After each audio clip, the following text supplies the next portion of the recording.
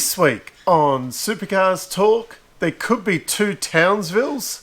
Nick Percat takes himself out of the running for Jamie Whinkup's seat, and we give Max Verstappen some burnout suggestions.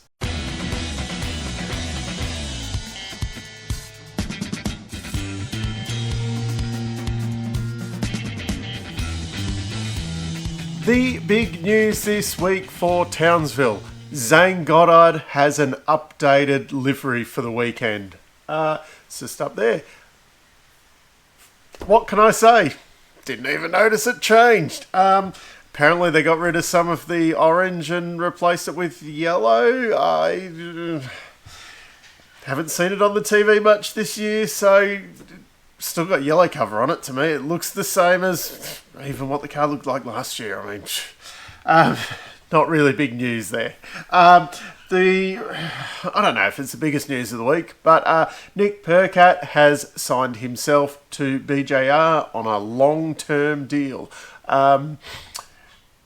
Going off long-term deals recently, I mean, Dave Reynolds signed 10 years with Erebus, which lasted about 3 weeks. So these are long-term. I'm sure if Triple Eight did actually come knocking for the Jamie Whinkup's replacement, Nick would probably find him some way of getting out of that contract. But this probably means that if other people, because there's talk as well this week that Jaime is very close to signing with Kelly's again.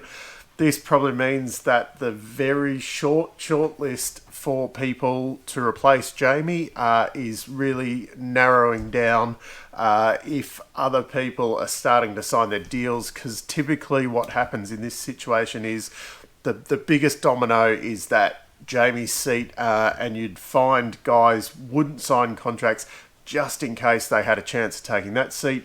In that, I mean, Mostert's is a little bit different because they are building the team around him and that. And he's the biggest fish at Walkinshaws. Would he want to go up against Shane Van Gisbergen? Whereas someone like a Percat or a Jaime, even though, you know, BJR is building that team around Percat from everything that they've said, you'd take the chance of putting yourself up against Shane Van Gisbergen because you know they're going to be, you know, a number one team, whereas BJR traditionally they've been a bit more mid-packish than, you know, that top level. So if you thought you had a chance of that seat, you wouldn't be signing this deal just yet. You know, you'd hang out a little bit longer, because also, where does BJR go for a better driver? Max Verstappen got in trouble for doing a burnout at the end of the Styrian Grand Prix. Michael Massey, you know, he used to be the race director for Supercars. Now he's the Formula One race director. Well, he never got to be the full. I think he did a couple of rounds, but he was never the top man of the job permanently. But he would have been. But he got the call up for Formula One. Anyway, he's decided that what Max did was very dangerous, and Max should ask Shane Van Gisbergen for some tips. If you're going to do a burnout, well, you may as well do it right. As funny as it, you know, joking about how crap the burnout was and him getting in trouble for it, I think more the trouble was that he did it going across the start-finish line. He was about 3 days ahead of the rest of the field, so it did, you know, it wasn't really dangerous, and we're sanitising things a little bit too much. And why bring this up a bit? Because Formula One is very sanitised with all these track limits and bull crap. Supercars is seemingly going a little bit down that path as well, and maybe there should be, you know, a little bit more leeway on this kind of stuff, because it is, you know, it is something that the fans want to see, and it is something, it is a little bit sanitised with Supercars because you can do it in a certain area and you can't do it here and things like that, and people don't want to wreck tyres in different races and blow up engines and whatnot. I can understand the blowing up engines and, you know, saving the burnout to the final race of the weekend. But it is good that Supercars is still letting the drivers do that, while F1's a bit, like, oh, it's too dangerous, we can't do this anymore. Like, it's what the fans want to see. There is going to be some racing this weekend. Well, pending any disasters with the disease thing that's running around the country. Townsville could potentially be 2 races in Townsville by the sound, or 2 weekends in Townsville by the sounds of things. I'm not sure how they kind of throw that in if the teams aren't really prepared. So the decision on that, I would have hoped, would have been made by the time this video comes out, because I'd imagine that the teams would have left yesterday. So anyway, that's a little bit confusing there. And on another note, Winton has been postponed again. Who knows till when?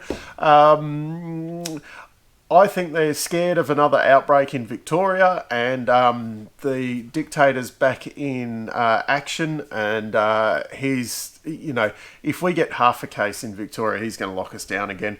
So that's not a bad idea of postponing it, because the rest of the country, especially New South Wales at the moment, is in a bit of trouble. So Victoria's probably going to get locked down because of that. So it's a good idea postponing Winton a little bit longer. I reckon they're probably going to put it on the November Australian Grand Prix weekend date, because it'll be nice weather in Victoria on that weekend. Well, you got better chance of having nice weather in November than what you do in July. And the Australian Grand Prix, no matter what everyone says, and we're building the track and blah, blah, blah, it's not going to happen, because they're not going to let the Formula 1 guys in without quarantining for 2 weeks. So, and Formula 1's not going to want to do that, because they're trying to cram in as much racing and blah, blah, blah, blah, blah. So I still cannot see the Grand Prix happening this year, no matter how much everyone says, because of contracts, we're not going to cancel because who pays, blah, blah, blah, blah, blah. So, Townsville on the weekend. We're back to the hard tyre, which isn't a hard tyre, it's a soft tyre, but it's too hard. We should be running the super soft. Anyway, back to fuel stops. The first time since Bathurst, the first time a non-endurance race has had fuel stops for the forever, because of the whole pandemic crap. Both days we have the same lineup, which will be a 15-minute qualifying session, which heads into a top 10 shootout, and then 88 lap races. It'd be nice to see a bit of a longer race again. I still do like the idea of probably having 2 real short, sharp sprint races on the Saturday, and then 1 big longer race. I think it was around 2014, 2015 that this was quite a popular format for the typical kind of weekend. I still like that, because you've got a different kind of, you've got the guys who are good in, that short, sharp racing, the guys who are better in the long distance with, strategy and stuff like that, and you get that kind of mix up each weekend. That's probably, a conversation for another video down the track. We will see Super 2 back in action as well, and apparently they have been asked whether they can stay on for the second weekend if it happens. A lot of pressure on those guys, because they're not so much full-time employees. What happened last year? Well, it was a 2-race winning streak for all the winners. Whincup won the first 2 races, Scott McLaughlin won the second 2 races, and Shane Van Gisbergen won the third 2 races. That was 3 races split over 2 weekends. I should have made that a bit clearer. So McLaughlin actually won each weekend. The podium was pretty much all just the Triple Eight boys, Scott McLaughlin, Waters and Mostert. So my prediction for the weekend will be either Triple Eight, Waters or Mostert, seeing as though Scott McLaughlin isn't here anymore. I think the DJR guys are going to play into it, but I'm going a bit out on a limb. I think the wins are going to be a battle between Waters and Mostert. I think they're due for some really good results. Not Mostert, because he's actually doing really. Waters needs some good results to get himself kind of back in that real championship fight, and I think they're going to come out swinging this weekend. and put a challenge to the Triple Eight and DJR kind of stranglehold that's been happening of late. The last thing I want to cover off this week revolves around the sale of supercars. Paul Morris came out this week, and one of his comments was that he didn't admit that he was putting in an offer, but he said one of the first things he would do would be change the name of it back to V8 Supercars. I know, because we wanted to have different engines and blah, blah, blah, blah, blah. We call it Supercars. This has been a little bit of a bugbear of mine. I haven't said too much about it because, you know, I figured, what can I do to change it? When explaining to people, I run a YouTube channel, it's called Supercars Torque. And they're like, you talk about Ferraris and Lamborghinis and the such like. No, I talk about the race series of supercars. And the general is, what's that? And you're like, the V8 touring cars. Oh yeah, V8 supercars. Yeah, but technically it's not called that anymore. So, and when, like, I listen to some, American and European-based podcasts about, like, Formula 1 and Indy cars and stuff, and every now and again they will talk about, especially, like, with Scott McLaughlin going over to IndyCar and that, and they still call it V8 Supercars, or they'll call it Aussie Supercars. That Aussie Supercars might even be a better name than the V8, just get it away from that. It's Lamborghinis and Ferraris and, that kind of GT3 thing. So it is a very simple thing, but in the general population, most people still either refer to it as the V8s or V8 supercars. So that's not a bad idea. And if we're going these crate engines and whatever, if everyone's still running a V8, and even if they're not, like, who cares? It is the V8s.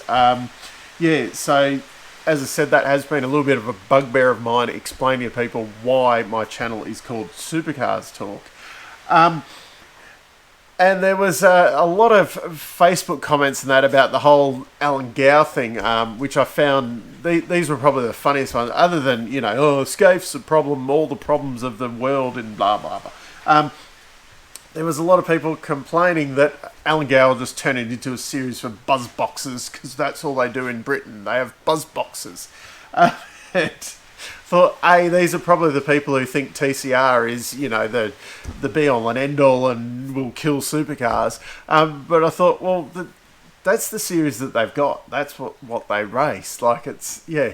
And all the comments about how great the BTCC is because, they're real cars and blah, blah, blah. Like, they've got control engines and things like that, Some of them run around in, as far as I know, some of them running around in a controlled Tocker engine, like what we should really be doing. I don't get all of the, a lot of these comments. What's wrong with supercars? And then they're, saying that these other categories do it so right, but they're things that Gen 3 is going to do anyway. So, we could go on about Facebook comments and that all day. Maybe I should do a separate episode and pull some of these, stupid Facebook comments and, like those, funny idiots of the internet videos and things like that. It's a good idea. Maybe, I'll do some screenshots and stuff. Anyway, is that something you'd like to see? Who are you tipping for the weekend? Down in the comments. Let me know what you think. supercarstalk@gmail.com. Still haven't posted anything on Instagram, but it's still there. I still keep getting more followers, so it's all good. Racing on the weekend, that's great. Until next time, I'm still Dave, and I'll catch you later.